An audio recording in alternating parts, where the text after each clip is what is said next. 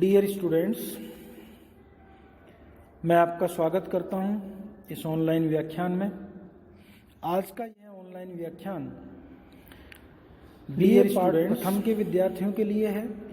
मैं आपका स्वागत करता हूं पार्ट प्रथम विद्यार्थियों के व्याख्यान में। राजस्थान भूगोल आज का यह ऑनलाइन व्याख्यान चलता है, उससे संबंधित पार्ट प्रथम के व्याख्यान है ऑनलाइन भूगोल। और इस ऑनलाइन व्याख्यान में प्रथम विद्यार्थियों के लिए चर्चा कर रहे हैं, जिसको हम डिस्कस कर रहे हैं इस व्याख्यान के माध्यम से, वह टॉपिक है राजस्थान का व्याख्यान है ऑनलाइन। और इस ऑनलाइन व्याख्यान में आज जो हम चर्चा कर रहे हैं, जिसको हम डिस्कस कर रहे हैं इस व्याख्यान के माध्यम से, भूगोल वह टॉपिक पढ़ा है राजस्थान की ऋतुएं। राजस्थान में 3 ऋतुएं होती हैं, सीजन्स ऑफ राजस्थान।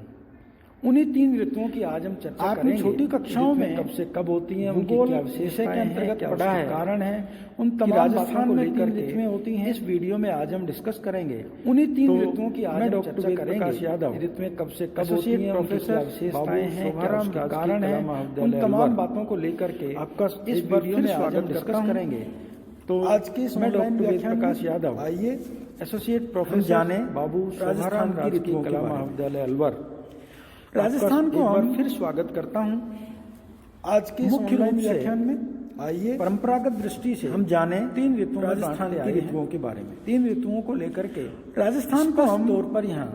हमें 3 ऋतुएं दिखाई देती हैं मुख्य रूप से, और इन 3 ऋतुओं परंपरागत दृष्टि से की विशेषताएं ऋतुओं में बांटते आए, के आधार पर 3 ऋतुओं का विभाजन किया है। स्पष्ट तौर पर यहाँ इनमें हमें 3 ऋतुएं दिखाई देती हैं,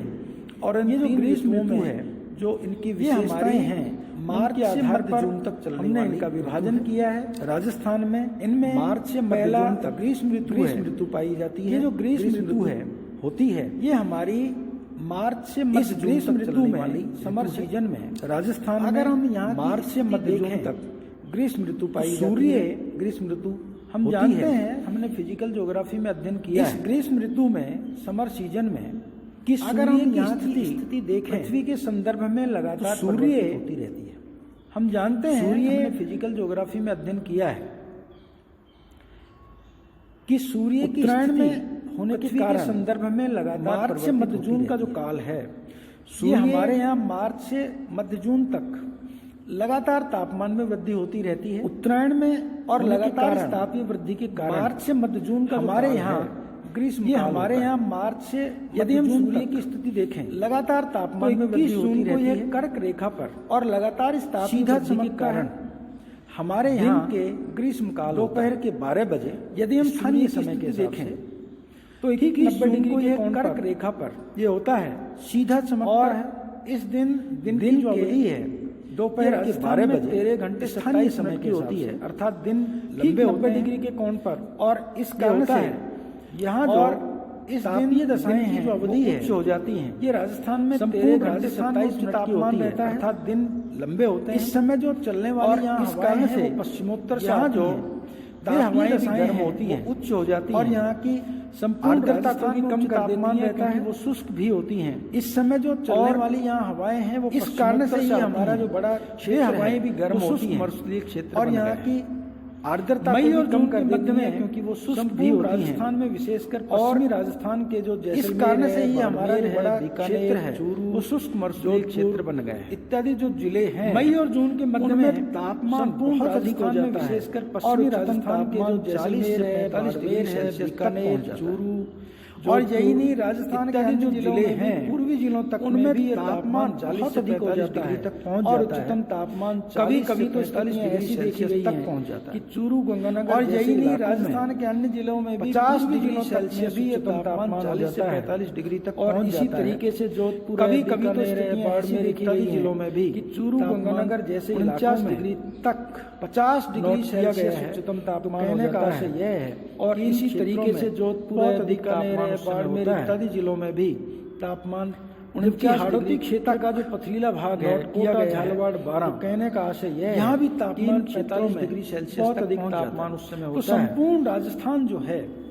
ये बहुत गर्म हो जाता है, पथरीला भाग है, कोटा, झालावाड़, बारा, और ये ग्रीष्म काल जो है यहाँ भी तापमान ये हमारे लिए सेल्सियस तक पहुंच जाता है। बहुत संपूर्ण राजस्थान जो कष्टदायक भी होता है, बहुत अधिक गर्म हो जाता है, आ जाती है ग्रीष्म काल में इस समय उगाया जाना, और ये ग्रीष्म काल होता है जो फसलें हमारे लिए जायद की फसलें उनमें बहुत अधिक की जरूरत, कष्टदायक भी होता है, तो ये हमारे की कमी आ जाती है, फसलें इस समय उगाया जाना बहुत मुश्किल होता है, जो फसलें उगाई जाती हैं जायद की फसलें सबको बहुत अधिक पानी की जरूरत पड़ती है। वार्षिक तो ये हमारे बात करें तो 14 डिग्री से 17 डिग्री सेल्सियस के बीच में यहाँ पर जनजीवन रहता है, सबको प्रभावित। वायुदाब और पवनों की अगर वार्षिक देखते हैं ताप परिसर की बात तो यहाँ 14 डिग्री से 17 डिग्री सेल्सियस के बीच में यहाँ पर 125 किलोमीटर प्रति घंटा तक की हवाएं। वायुदाब और पवनों की अगर हम स्थिति देखते हैं तो यहाँ कभी कभी तो बहुत राजस्थान में ग्रीष्म ऋतु में गर्म 125 किलोमीटर गति वाली पश्चिम से आने वाली हवाएं चलती हैं, यहाँ इन दिनों जिनको हम स्थानीय नाम देते हैं लू। हमारे ग्रीष्म ऋतु में गर्म प्रभावित करती है, तेज गति वाली लू के कारण वाली हवाएं चलती हैं, बहुत बार जिनको हम स्थानीय वनस्पति सूख जाती नाम देते हैं लू। जानवरों की लू हमारे राजस्थान के को भी अगर लू प्रभावित करती है कि वो चपेट में आ जाते हैं और बीमार होने के कारण यहाँ बहुत बार नुकसानदायक ये वनस्पति सूख जाती है होती है। जानवरों ग्रीष्म ऋतु में को भी अगर लू राजस्थान में वो चपेट में आ जाते हैं तो बीमार हो जाते हैं, भरी आंधियां होती हैं बहुत, और ये भी नुकसानदायक ये लू बहुत ज्यादा प्रभावित करती है। आंधियों का जो अध्ययन किया गया संपूर्ण राजस्थान में ये रिजल्ट सामने आए कि गंगानगर में धूल भरी आंधियों का औसत जो ये भी यहाँ के 23 दिन होता है, बहुत ज्यादा प्रभावित करती हैं। बीकानेर में 18 दिन आंधियों का जो अध्ययन किया गया में 16 दिन होता है, उसमें ये रिजल्ट सामने आए कि गंगानगर में इस तरह से आंधियों का औसत अलग अलग क्षेत्रों में वो 27 दिन होता है आंधियों का प्रतिवर्ष। बीकानेर में 18 दिन होता है, वो भी भिन्न भिन्न, जैसलमेर में 16 दिन होता है, बाड़मेर में 13 दिन और स्थिति के आधार पर इस तरह से अलग अलग क्षेत्रों में आंधियों। यदि हम इस समय में प्रातः काल में सापेक्षिक आर्द्रता देखें तो 30 से 35 वहाँ की स्थानीय दशाओं से मिलती है और स्थिति के आधार पर होता है। लेकिन यही सापेक्षिक आर्द्रता क्योंकि दोपहर में यदि हम इस समय में प्रातः काल में सापेक्षिक आर्द्रता देखें 10% से 35% मिलती है, इसका रिजल्ट यह होता है। लेकिन यही सापेक्षिक आर्द्रता अधिक हो जाती है, तापमान बढ़ जाता है, असहनीय स्थिति आ जाती है, केवल 10% रह जाती है असहनीय मौसम। तो इसका रिजल्ट यह होता है कि राज्य में इस ऋतु में अरावली के अधिक हो जाती है मौसम में और नहरी सिंचाई वाले क्षेत्रों स्थिति आ जाती है, बहुत अन्यत्र वायु में असहनीय मौसम बहुत कम रहती हो जाता है और आर्द्रता राज्य में इस ऋतु में अरावली के कम होकर के पश्चिमी भाग में और नहरी सिंचाई वाले क्षेत्रों से यदि तक रह जाती है तो अन्यत्र वायु में आर्द्रता की मात्रा बहुत कम रहती है। दक्षिणी पश्चिमी मानसून और आर्द्रता की ये मात्रा होने से पहले होकर के पश्चिमी स्थानीय कभी कभी तो क्षेत्रीय रूप में कुछ वर्षा रह जाती है, कभी कभी होती है, गरज के साथ छींटे पड़ते हैं। इसको दक्षिणी पश्चिमी मानसून के वास्तविक रूप में प्रारंभ ग्रीष्म काल से पहले प्री मानसून यहाँ स्थानीय हो जाती, क्षेत्रीय रूप में कुछ वर्षा कभी कभी होती है, गरज के साथ छींटे पड़ते हैं। अब बात हम करते हैं प्री मानसून के नाम से, जिसको हम रेनी सीजन कहते हैं, वर्षा ऋतु कहते हैं। वर्षा ऋतु का जो काल राजस्थान में है ये ग्रीष्म के बाद आता है। अब बात हम के बाद मध्य जून से लेकर के सितंबर तक को हम रेनी सीजन में वर्षा काल चलता है कहते हैं। वर्षा ऋतु का जो काल राजस्थान इन दिनों ये ग्रीष्म के बाद बंगाल की खाड़ी और अरब बाद मध्य जून से लेकर सितंबर तक तो हिंद महासागर राजस्थान में वर्षा काल चलता है। ये जो दक्षिणी पश्चिमी मानसून उठता है इन दिनों दक्षिणी पश्चिमी बंगाल की खाड़ी और अरब वाली जो हवाएं हैं कुल मिलाकर के कहीं हमारे यहाँ आती हैं। ये जो इसलिए पश्चिमी मानसून उठता है ग्रीष्म काल में मई दक्षिणी महीनों में दक्षिणी और पश्चिमी मानसून में जो भारत है वाली जो हवाएं हैं उसमें स्थानीय हमारे कारण तापमान उच्च हो जाता है, इसलिए आती हैं। और तापमान ग्रीष्म काल में मई जून के महीनों में जहाँ तापमान उच्च होता है उत्तरी पश्चिमी वायुदाब न्यून हो जाता है, उसमें स्थानीय प्रभाव के कारण तापमान उच्च हो जाता है। समुद्र में उन दिनों अरब सागर तापमान की उच्चता आप समझते हैं जानते हैं कि सागरीय प्रभाव के कारण तापमान वायुदाब न्यून हो जाता है जितना स्थल के ऊपर होते हैं। विपरीत स्थिति और सागर में समुद्र में उन दिनों अरब सागर बंगाल की खाड़ी हिंद महासागर में उच्च वायुदाब क्योंकि सागरीय प्रभाव के कारण वायुदाब का जो अंतर है जितना स्थल के समुद्र और स्थलीय भाग और सागर में उसके कारण से समुद्री भागों के कारण स्थलीय भागों की उच्च वायुदाब चलती हैं बनता है। दक्षिणी पश्चिमी वायुदाब का जो अंतर है और ये दक्षिण समुद्र और स्थलीय हवाएं हैं उसके कारण राजस्थान में प्रवेश करती हैं। स्थलीय भागों की ओर पश्चिमी चलती हैं वहाँ पर पश्चिमी मानसून वाली हवाएं चलती हैं, अरब सागर से आने वाली हवाएं तो मानसून वाली वर्षा की निकल जाती हैं, ये राजस्थान में जब प्रवेश करती हैं, बंगाल की खाड़ी वाला पश्चिमी भाग है, ये आता है तो कोई रुकावट नहीं है, इसलिए अरब सागर से आने वाली हवाएं तो पूर्वी भाग में बिना वर्षा कर जाती हैं। लेकिन जो बंगाल की खाड़ी वाला मानसून है, अरावली के पीछे आने के कारण अरावली पर्वत से टकराने के कारण कर पाता है, अरावली वृष्टि भाग में कुछ अधिक वर्षा कर देता है, आ जाता है। जबकि राजस्थान की ओर आने वाली जो अरावली के पीछे होने के कारण वो अपेक्षाकृत उथली कम कर पाता है, इसलिए वृष्टि चक्रवाती हवा द्वारा अध्यारोपित होती हैं। इस कारण से राजस्थान की ओर आने वाली जो मानसूनी पवनें नहीं हो पाती, वो अपेक्षाकृत उथली होती हैं। बंगाल की खाड़ी से आने वाली हवाएं प्रति चक्रवाती हवा मार्ग में वर्षा करते हुए जब राजस्थान तक प्रवेश करती हैं, यहाँ तो इनमें आर्द्रता की मात्रा घट नहीं हो पाती और आर्द्रता की मात्रा क्रम से बंगाल की खाड़ी से आने वाली हवाएं में पूर्व से पश्चिम मार्ग में वर्षा करते हुए राजस्थान तक प्रवेश करती कमी आती जाती है, तो इनमें आर्द्रता की मात्रा घट जाती है और इसके पश्चिम और आर्द्रता की मात्रा कम से घटने के कारण राजस्थान में पूर्व से पश्चिम वर्षा में भी क्रम से कमी आती जाती है, पूर्वी भाग में और इसके कारण और इन हवाओं में आर्द्रता की जो स्थिति है उसकी यदि हम देखें तो पूर्वी भाग में जहाँ 90% तक होती है वो पश्चिम में जाते जाते 60% रह जाती है। और ये हवाएं संतृप्त नहीं हो पाती और इन हवाओं में आर्द्रता की जो वर्षा है उसको यदि हम देखें तो पूर्वी भाग में जहाँ 90% तक होती है वो पश्चिम में जाते जाते 60%। तो ये हमारी जो और ये हवाएं संतृप्त नहीं हो पाती, इस वर्षा ऋतु संतृप्त नहीं होने के कारण ये वर्षा भागों नहीं कर पाती। अलग अलग वर्षा के आंकड़े हमें मिलते हैं राज्य में। तो ये हमारी औसत की बात करें वर्षा ऋतु है तो ये लगभग वर्षा ऋतु सेंटीमीटर है, अनेक का वितरण 10 से 100 सेंटीमीटर अलग अलग वर्षा के आंकड़े किन स्थानों में 10 और 10 से भी कम जैसलमेर राज्य में वार्षिक वर्षा के औसत की बात करें तक के स्थान ये लगभग 53 सेंटीमीटर हैं, जिसका वितरण 10 से 100 सेंटीमीटर के मध्य में पाया जाता है। किन स्थानों अलग अलग वर्षों में कम जैसलमेर वर्षा की मात्रा अलग अलग होती है, तो 100 सेंटीमीटर तक के स्थान भी हमारे यहाँ मात्रा भिन्न मिलते हैं, दिखाई देती है। तो ये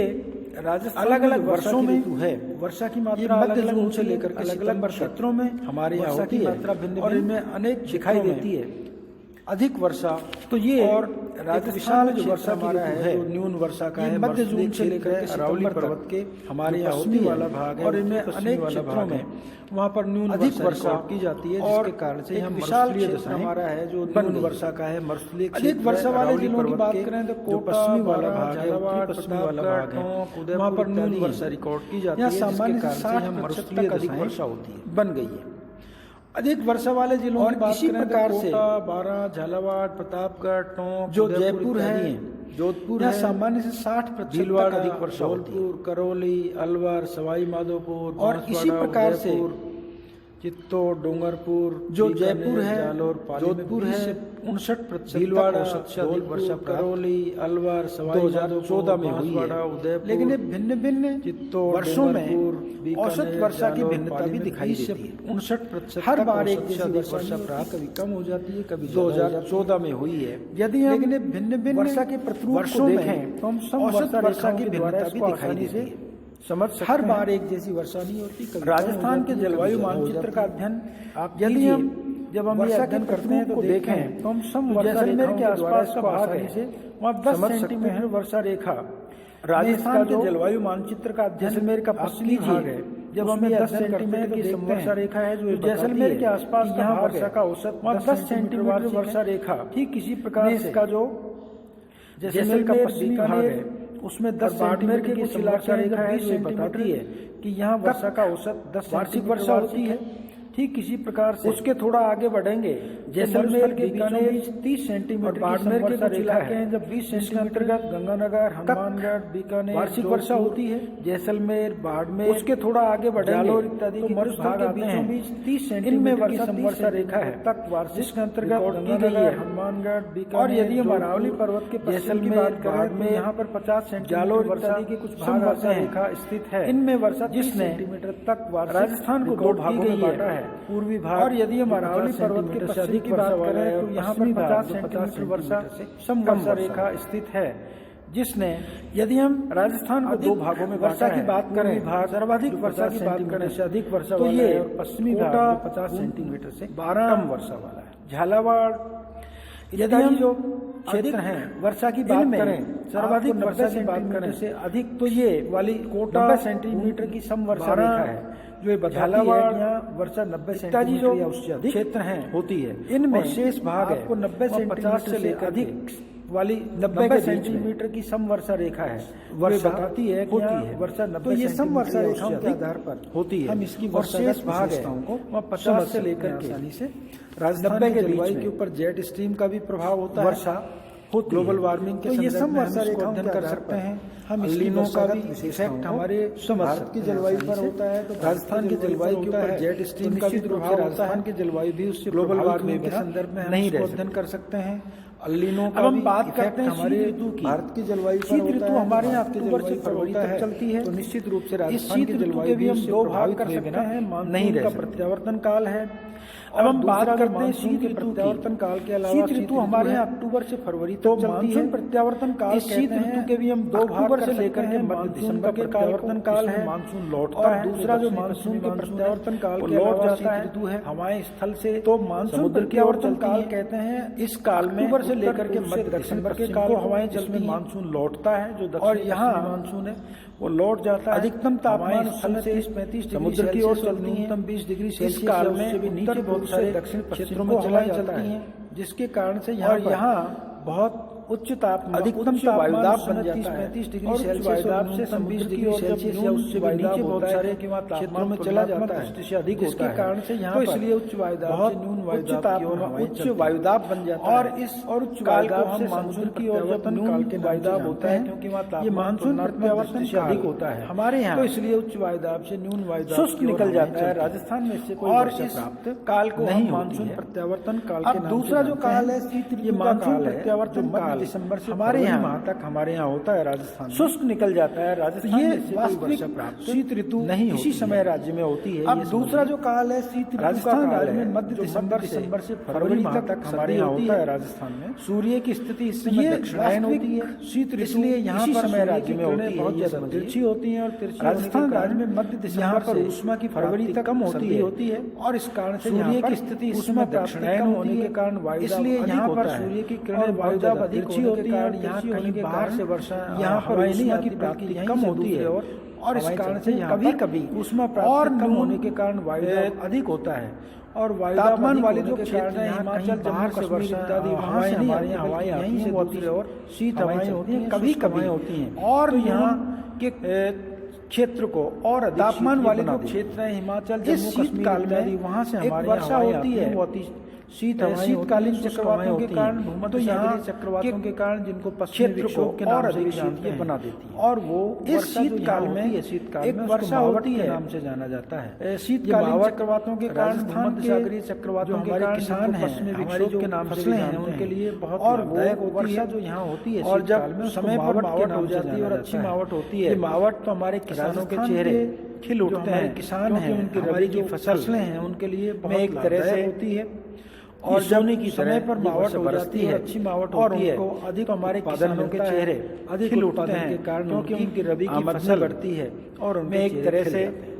तो ये हमारी सोने की तरह ये वर्षा बरसती है हमारे लिए और उनको अधिक उत्पादन मिलता है। अधिक उत्पादन के कारण महत्व रखती है आमदनी रबी की फसल हमारी उनके चेहरे खिल उगाई जाती है। तो ये हमारी रबी की फसल है हमारे लिए महत्वपूर्ण है राजस्थान के किसानों के लिए क्योंकि वो राजस्थान के जो किसान हैं महत्व रखती है क्योंकि रबी की फसल हमारी शीत ऋतु में ही उगाई जाती है। और रबी की फसल हमारे राजस्थान के महत्वपूर्ण है राजस्थान के किसानों के लिए क्योंकि वो